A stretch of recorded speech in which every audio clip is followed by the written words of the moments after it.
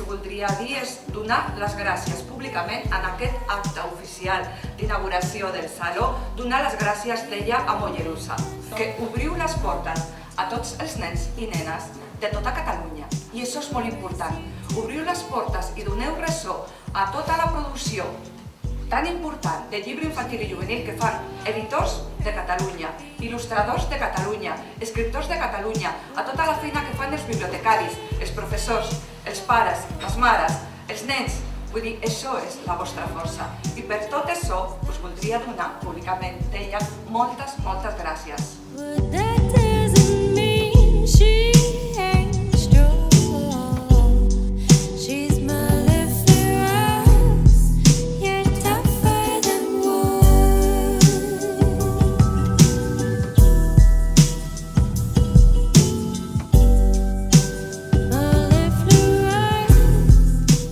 Mollerussa, un any més, és la capital del llibre per a infants i joves, que és una aposta estratègica de la ciutat, perquè al final parlar de joves i parlar d'infants és parlar del futur de Mollerussa i dels nostres i del país.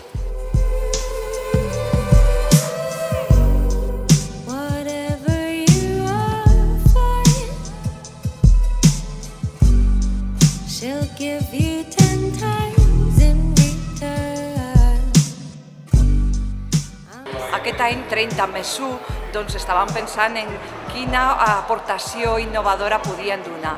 Tornar al teatre de l'amistat ha sigut la millor idea que hem tingut.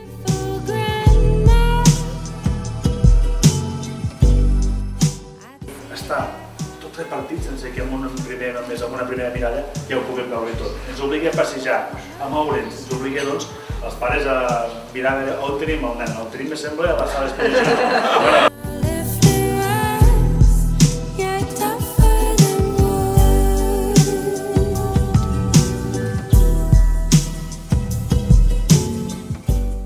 El Saló es pot dir que està realment en la llavor inicial del que considerem imprescindible apostar en el Departament de Cultura.